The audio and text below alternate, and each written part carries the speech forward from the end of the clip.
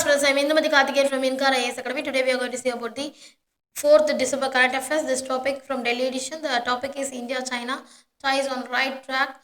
This topic is comes under our GS2 international relations. There is a talk. India and China have set ties on the direction of some improvement. External Affairs Minister S. Jaishankar told Parliament on this Tuesday that crediting continuous diplomatic engagement and a step-by-step approach with Beijing, with achieving disengagement in the border areas where he said the situation had been very abnormal since 2020, the result of Chinese action.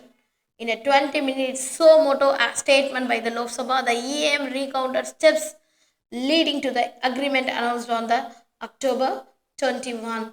That is, there is a positive developments is happened. That is a dialogue and diplomacy, regular meetings at multilateral forums like BRICS, G20, and SCO have allowed India and China to maintain communication channels, and also there is a trade relation between despite of tension. China remains one of the India's largest trading partner. From 2022 bilateral trade exceeded $135 billion to heavily titled in favor of China. And also we have people to people exchange, that is cultural, academic, and also the tourism exchanges foster the understanding even strategic challenges. There is a peace efforts at border has a mechanism like a flag meetings and special representation dialogues aim to reduce the border tension in the prevalent escalation. But there is a many challenge behind that border disputes. The line of actual control remains a contentious issue between India and China. There is an incident like Galwan Valley clash in 2020 continue to affect trust, and also there is a rivalry between the India and China, growing influence in the South China and also Indian Ocean, along with the India partnership like a Quad fuel competition. There's a India has concerned the trade deficit and limited market access. So there is a trade imbalance between India and China is also available there, and also there is a strategic difference, that is a diverge strands of issues like terrorism, regional stability, and also the global governance create a friction between India and China is always there is a path forward to move a positive direction. The both countries need the sustainable engagement in all the core issues, especially border disputes, and also we need to cooperate in economically to address the trade imbalance, and also fostering the investments in the mutually beneficial sectors. And also we should create a trust building measures, that is enhancing the military transparency, joint exercises, and also there is a confidence building measures at the line of actual control. And also there is a multilateral collaboration leveraging the platform like BRICS, SCO to work on common goals like climate change and also the counter terrorism, with proposes being the certain areas.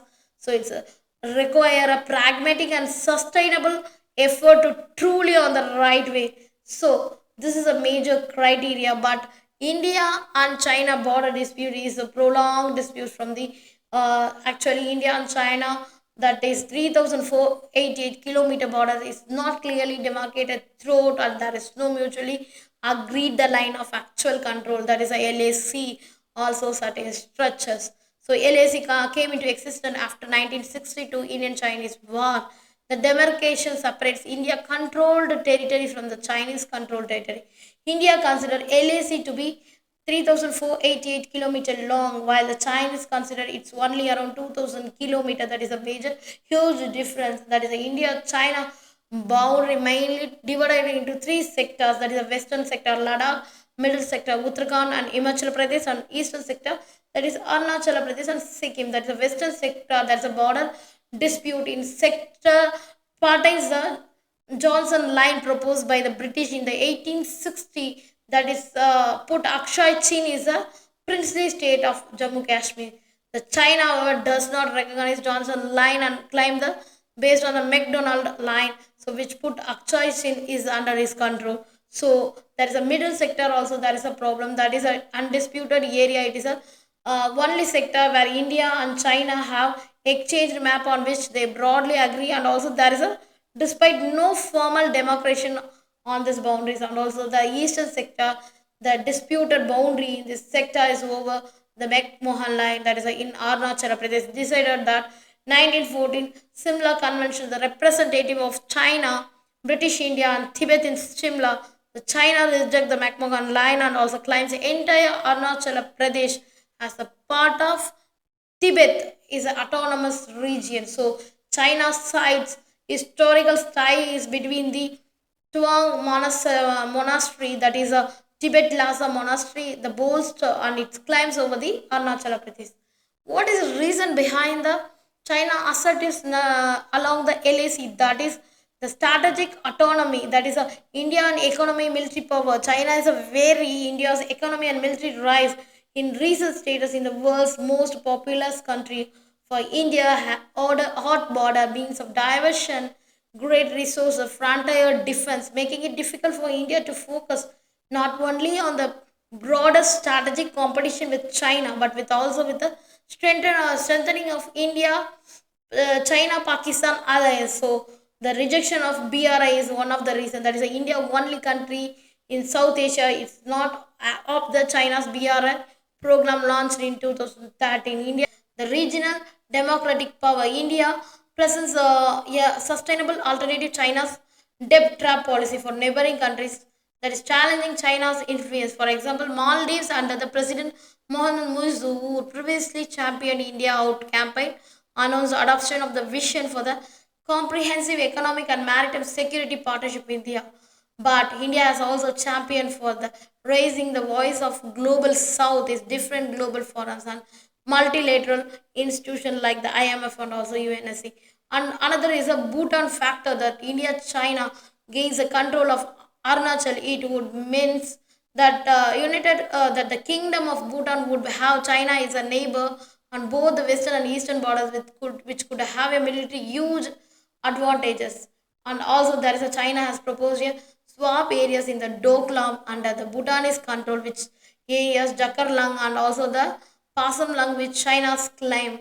The Doklam tri-junction between the Bhutan, India, China, is very close to India's Siliguri corridor, is a narrow area connecting the northeastern states with rest of India. That is a China effort to move closer. The Siliguri corridor is a security threat for the India and all as well as Bhutan. And also there is a Arunachal Pradesh. Strategic is an important strategic location. That is a Arunachal Pradesh closest to the location, that is India target China with the missiles. Also, Arunachal is the best location for India to deploy a multi-layer air defense system for the possible attacks from China. It also provides China strategic entry into India northeastern regions. And also there is a Tibet factor. Tibet is one of the main factor. That is Tawang of Arunachal Pradesh is an important sector. That is a Tibetan Buddhism. There are some tribes of the upper Arunachal Pradesh region which have the cultural connection to the people of Tibet. So the China fears the presence of these ethnic groups in Arunachal could at some stage give rise to a pre-democracy Tibetan movement against Beijing. So ideological and there's a challenging global dynamics that China Middle Kingdom, that complex of kingdom, contemporary foreign policy of Chinese President Jinping, that is said motivated by Middle Kingdom complex are very much ethnocentric. The political ideology that regard China is a civilized center of the world surrounded by barbarians and savages. And also there is a India is a bonhomie, that is a democratic power. India participation in alliance like Quad with the US, Japan, and also the Australia to strengthen its counterbalance to China, making China way India's rise.